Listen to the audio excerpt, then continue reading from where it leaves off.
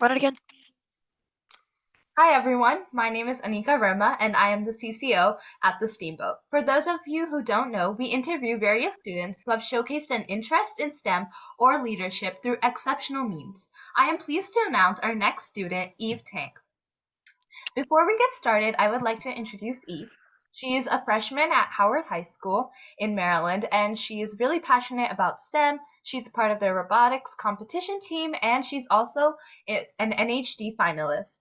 So, as we begin our interview, I'd like Eve to tell us about her background, why she likes STEM, and to start from there. Hi, my name is Eve Tang. I've always been passionate about STEM, and so now I'm a ninth grader at Howard High, as Anika previously mentioned. I'm based out of Maryland in the United States, and I've pretty much always been a STEM kid. My childhood was filled with circuit builder kits and Christmas gifts that other kids thought were lame because they were engineering kits, and plenty of mathematics type summer programs, and just overall a lot of STEM built into my childhood. So I've always grown up knowing that I wanted to go into the STEM field, and I've always focused on the STEM aspects of pretty much every subject. I can totally relate to that. I even had like this cute building kit birthday party I did with my friends a few years back. So that's something I really enjoy myself too. Do you just want to tell us like, was there a point like a spark or something that just like really got you into it? I know you talked about these engineering kits. So was that like the spark that made you want to be in STEM? I think the number one thing that got me into STEM was that I'd always wanted to be exactly like my dad, who is an electrical engineer, and I've just always wanted to copy him and follow in his footsteps. Um, I still do continue to do that, but I've also found other things like my own, I guess, identity aside from my dad's engineering work. But I think that the biggest spark for me was that I had a electrical engineer standing right in front of me showing me everything that was going on inside like my iPad or going on inside of the refrigerator. So I thought that was super cool, and that I could always look to someone and say, "How does this work?" And I would immediately get an answer. And I thought that was just super powerful, and I'd love to be able to do that one day. Yeah, I totally get that because me myself too. I also have a parents who are in STEM fields, and I always ask them for help and can totally like go up to them and learn about whatever I'd like. So, I'd like some just like background, like what classes are you taking currently, and how do they align with your STEM interests? Right, so I'm taking my core 4 classes all in GT, so I'm taking Algebra 2, I'm taking English 9 GT, I'm taking Biology, and I'm taking um, US History GT. For my electives, I'm taking um, Spanish and my probably favorite course, Introduction to Engineering Design from the Project Lead the Way pathway. All right, could you tell us a little bit more about this project Lead the Way and like what it's about and how does it Yeah, help you? yeah, so Project Lead the Way is a basically series of courses that a student would take over their years of high school, and they would take these courses in order to align with their careers. So the PLTW Project Lead the Way is meant to gear a child up for their future careers in a STEM or engineering type of career. So PLTW, it's pretty much all 4 years of high school, and it's taught at their home school or at your local research laboratory. So it's been super helpful for me, and I think it's one of my favorite classes. Yeah. All right. Just like a kind of side thing, like how do you balance all these like extra hard classes and like any study tips you have? Yeah, so I completely understand when people tell me that their course load is too hard or that they have too much going on. So I similarly have a lot of extracurriculars, and I have a lot of hobbies, and plus my extremely hard workload. So my number one study tip is to put your phone away. I know it seems distracting just to go, I'm gonna go send just a quick picture to somebody. I'm just gonna go update my status on something. But I think that cell phones and other distractions are the number one reason why people are unproductive. So it doesn't really matter your study environment. I could be sitting in a very loud cafe, but I can be focused as long as I am not distracted by other like tabs or devices. Um, Other people too, you'd be surprised. Study buddies, they work sometimes, but sometimes it can devolve into social hour. Yeah, I totally get that, and social media definitely is a big distractor nowadays. So also in your background, kind of like, what is a major that you're interested in, and like, what college do you want to go to? Like, what's your career choice? So basically, like, what do you look out for in the future? Right. So my dream school is the Massachusetts Institute of Technology, MIT, and I am hoping to major in either electrical or mechanical engineering there. Yeah, that's really cool fields. So could you tell us about like a career choice that you'd be interested in? So like from this engineering pathway where you'd like to work, or what kind of work you'd like to do? Yeah, so like I said, I'd be really interested in electrical and mechanical engineering. So that's like designing circuits, designing everyday things that people don't really think about.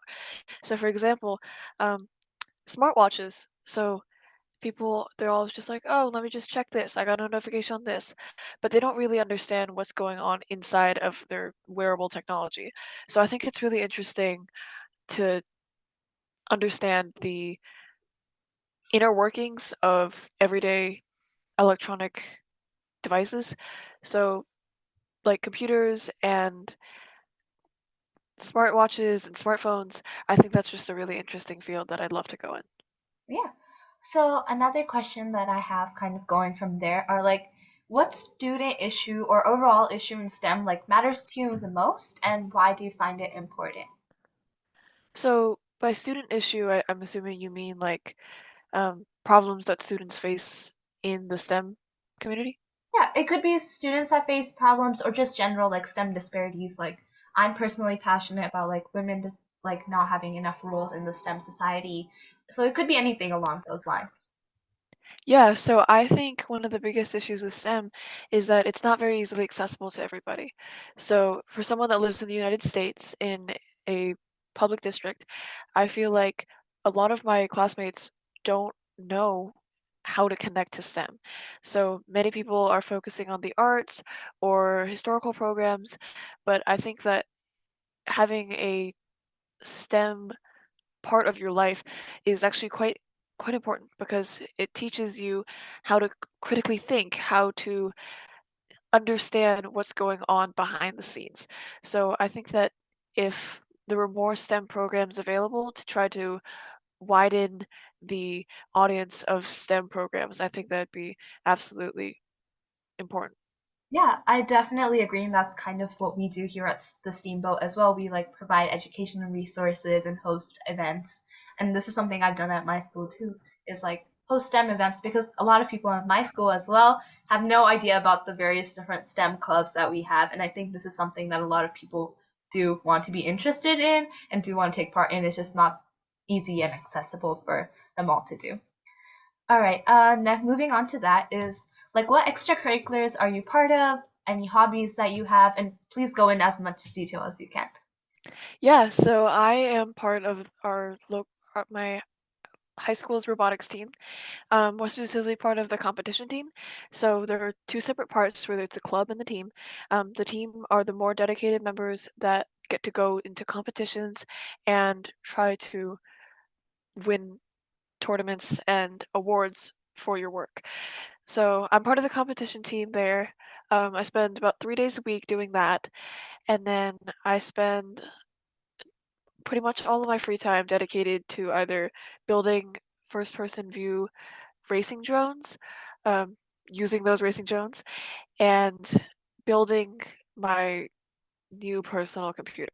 So we recently stopped by our local tech store for some computer parts, and I am working together with my dad to try to put those together into making my own new personal computer. Yeah. Would you like us to tell us more about either of your projects, like how you work on drones, what you did, like where you got this learning experience, or you can talk. or talk about both of you? Yeah. So drones, absolutely. I love drones. So I think my probably biggest accomplishment is transitioning from just your regular old toy drone to an actual first person view drone.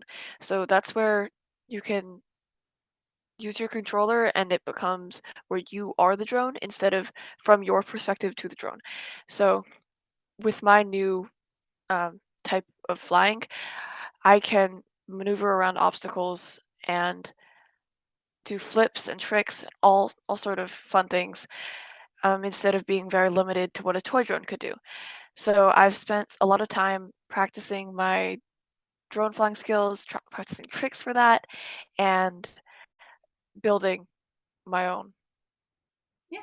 And would you like to tell us about like your journey into building this like computer from scratch that you're Oh, thinking, and any tips you have like where to go, what resources to do? Because I know a lot of students like are interested in doing electrical engineering projects and things like that, but not everybody has like a parent that they can rely on to, and YouTube might not be like the right place to just, search up a video and get started. yeah, I completely understand. So I have learned a lot from Instructables. I've learned a lot from YouTube tutorials.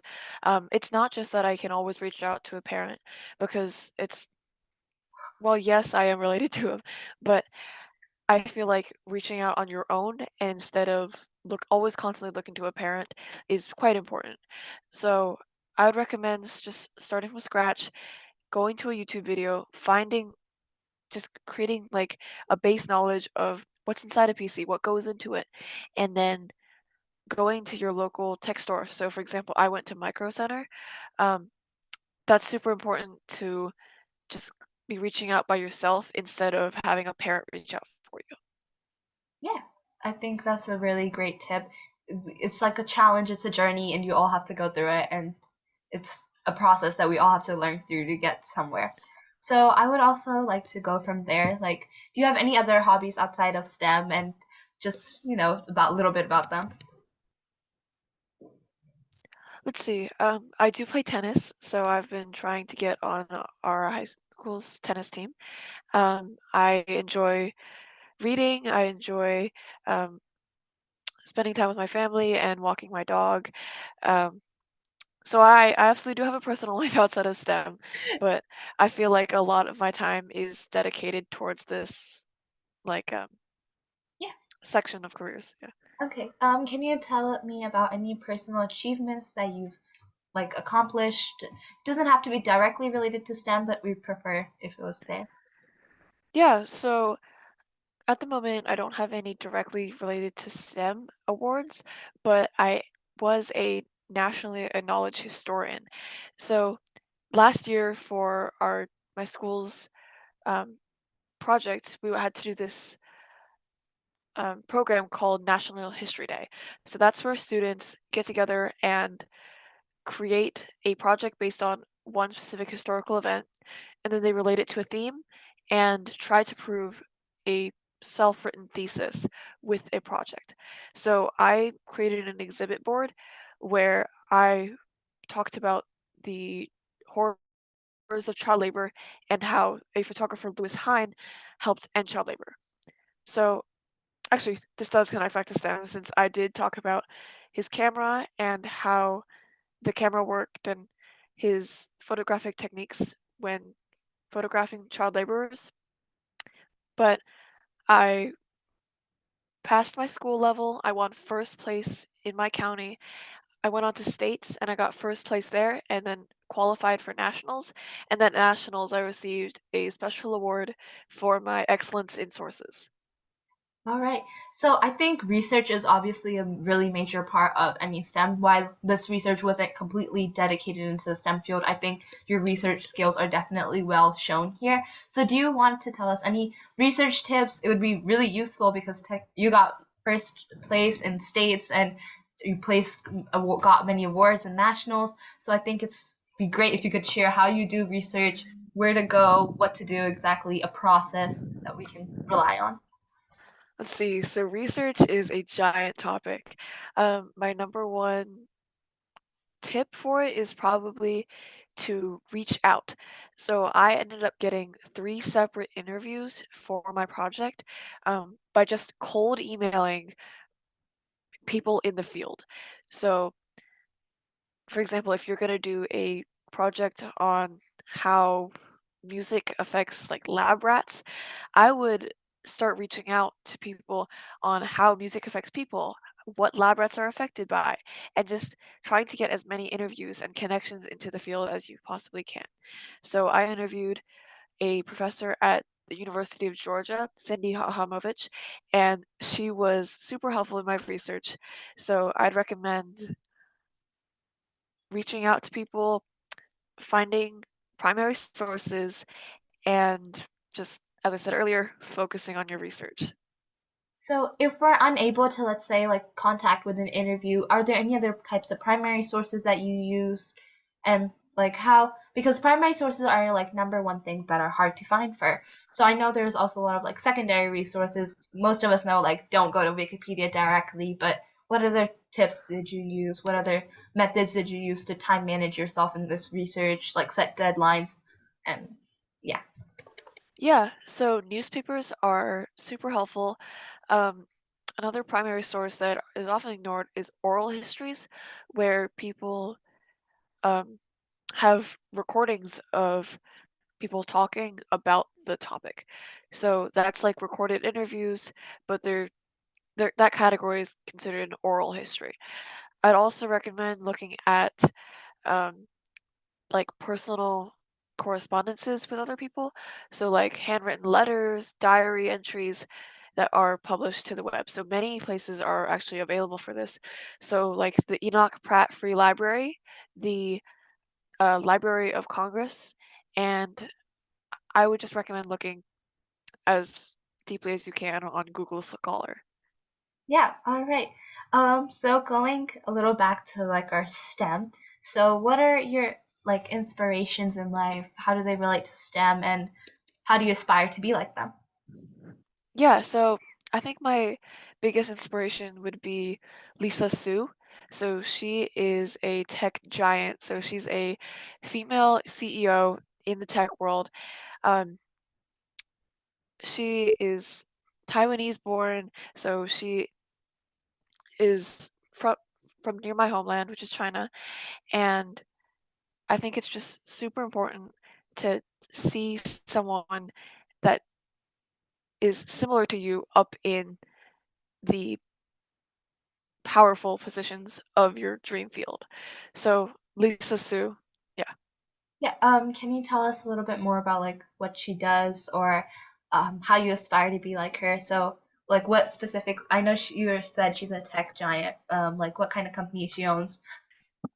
Yeah, so she is she's the CEO of AMD, and well, right now she's worked in multiple tech companies.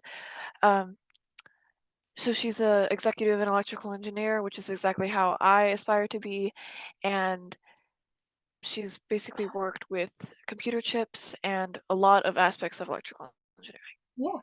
I think those are definitely like dream inspirations and things like that. When we see people like us that represent us in positions of power, it's definitely really inspirational and it seems like, yes, we can do this. Yeah, exactly. So you can do it. Yeah. All right. Another question we have is what tips do you have for incoming high school students specifically looking to pursue STEAM? Yeah, so pursuing STEAM is a really common aspiration that incoming high schoolers have. So I'd recommend taking a look at your local high school's offered courses. That's in a course catalog, um, to just see what you can do to get into this field as early as possible. So for me, that was with the Project Lead the Way program. But for many, that's taking um, more rigorous courses, taking outside activities, and joining tech clubs. And if there aren't tech clubs, founding tech clubs so you can show that leadership and um, creating a space for new tech and STEM interested people. Yeah, I think those are definitely much needed because there's many places out there that don't have these clubs and I think it's our responsibility if we're interested to take action and lead these changes. So, moving on to like what latest innovation or achievement in STEM has caught your attention or interest and why? So I know you said like about the wearable technology, how we don't realize what's happening. So I think that's definitely one innovation that you liked. But is there anything else, any other innovations you're interested in? Absolutely. I love artificial intelligence. I think AI is super powerful. I think AI is the future. And I love the fact that I can put in just a quick blurb and I can get out true real work from it. So I think that using AI is the future. And I think that it's important for students that are interested in STEM and just students in general right now to really get into AI and try to understand what's going on behind the scenes. Yeah. With AI, there have been various like different ethical concerns, specifically for students like using them to cheat or not do their work. But then there's also articles suggesting that at a certain point, AI will be the teacher kind of will be learning from them. But what is your personal opinion on their ethical and non-ethical use? Yeah, so obviously, academic honesty is very important in keeping your work as your work, not a bot, right? But I think that AI is the future, and eventually AI will be built into the system. So I think school systems and educational institutions should really consider um, how AI is being implemented. So, for example, Khan Academy is using AI as a student chatbot. Same with Quizlet, so that you can learn easier and it explains topics to you, which I think is super important so that you can learn easier. So, I think AI is going, well, AI should not be used for academic dishonesty and cheating. I think that AI will eventually be implemented into the education system. And I think that once that happens, I think AI will be considered more of a normal thing. Yeah, I definitely think the same. Um, Many people, and personally, I think this as well, kind of, is that now it's becoming a growing need to have some sort of background in coding or computers to like just pursue even any field of your choice that you want to go into. You will need some sort of computer background and just have basic idea of how to code or how to look at a computer. And what is your opinion on this, and what do you suggest? Right. So what I actually haven't mentioned is that I am relatively proficient in Python and C++ as well as HTML. So I learned all of these programs by myself just over the summer, finding online courses for these, and it was completely free to learn. So I think in order to, if you really want to get into the STEM world, I think it's important to note that you are in charge of your future. If you have access to a computer, what you can do is you can just go into the computer, find a basic starting point for a super simple language like Python or even Scratch.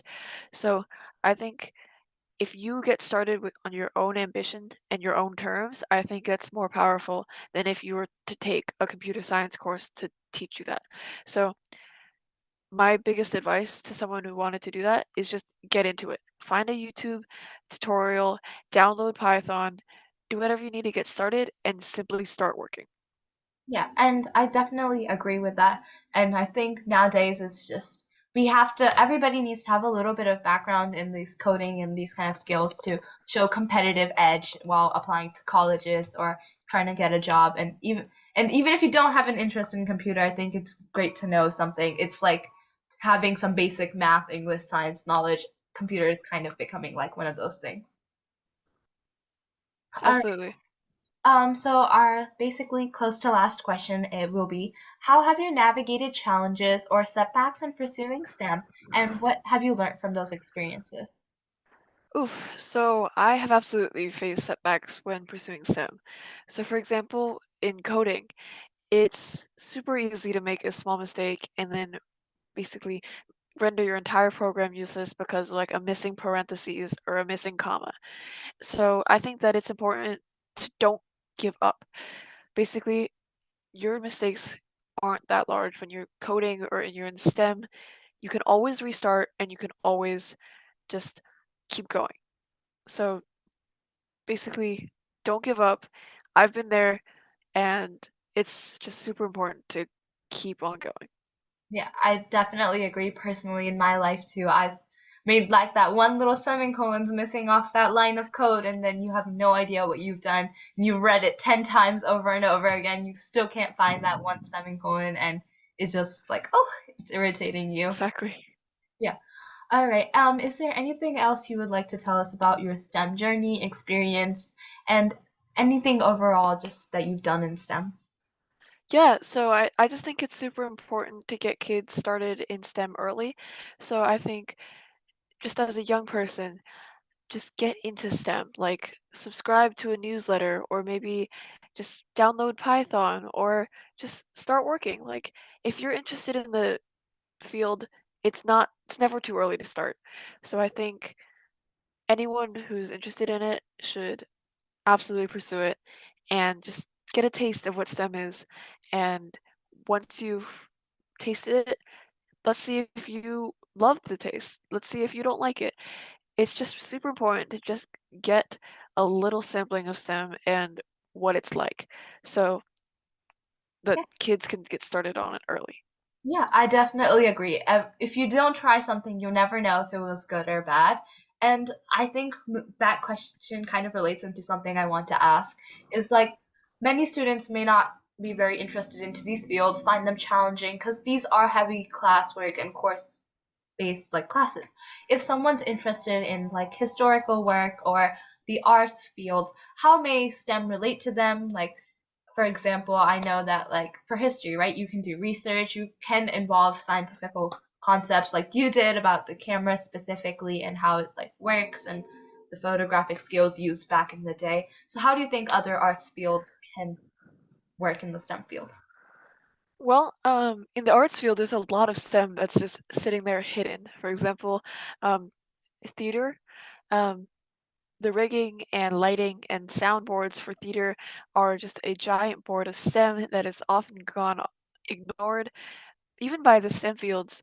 So I think that if you're interested in theater and want to get a taste of STEM, consider um, like stage crew and trying to piece Like the together, graphics and the uh, animations. yeah, Yeah. like animations, drawing, online computer, like um, storyboarding.